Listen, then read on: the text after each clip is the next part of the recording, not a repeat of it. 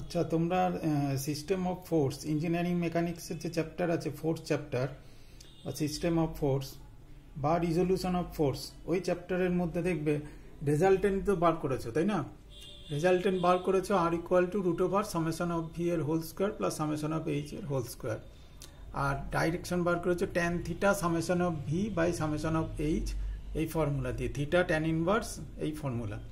তাহলে এখানে একটা জিনিস দেখো, এই জিনিসটা একটু দেখে নেবে ভালো করে। ইঞ্জিনিয়ারিং মেকানিক্সের সিস্টেম অফ ফোর্সের ডাইরেকশন অফ রেজাল্টেন্ট দেখো, তাহলে ওখানে দেখলে tan inverse summation of V by summation of H. তাহলে when summation of H and summation of V both are negative, then resultant R lies within third quadrant. ঠিক আছে, মানে রেজাল্টেন্টটা 180 degree থেকে 270 ডিগ্রির মধ্যে লাই করবে।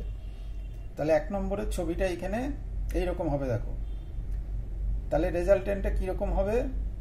রেজাল্টেন্ট তাহলে এইরকম হচ্ছে দেখো, দুটোই নেগেটিভ যখন, ঠিক আছে, সামেশন অফ এইচটাও যখন নেগেটিভ বেরোবে, সামেশন অফ বিটাও যখন নেগেটিভ বেরোবে, resultant acts theta degree south of West.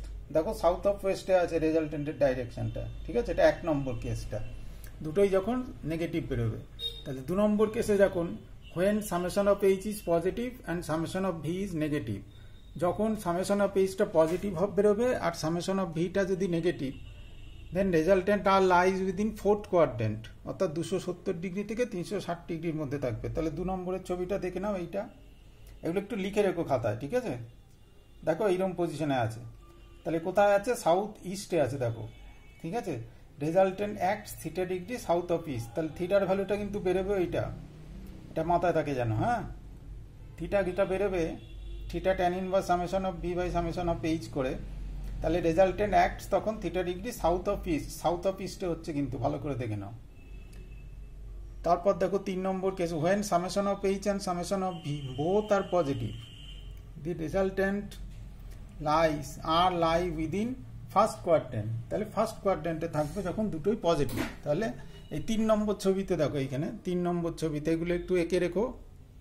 Resultant এক theta degree north of east, তাহলে এটা নর্থ অফ ইস্ট হচ্ছে দেখো, ঠিক আছে, নর্থ অফ ইস্ট কিন্তু মাথায় রেখো, নর্থ অফ ইস্ট, ঠিক আছে।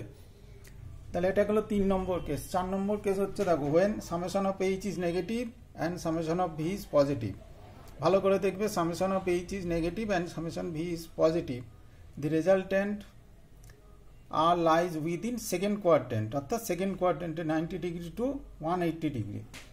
তাহলে এটা 4 নম্বর কেস দেখো, এই ছবিটা হবে। তাহলে কোথায় হচ্ছে?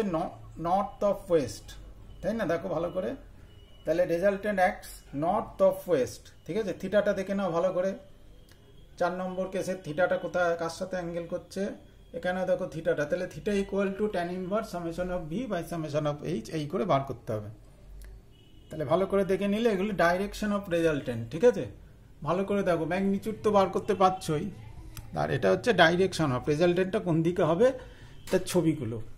তা লেখাটা অন্যরকমভাবেও হয়, কিন্তু আমার মনে হয় এরকমভাবে করলে তোমাদের সুবিধা হবে, ঠিক আছে। তাহলে ভালো করে দেখে নাও, এটা একটু লিখে রেখো খাতায়, ঠিক আছে, ভালো করে দেখে নাও।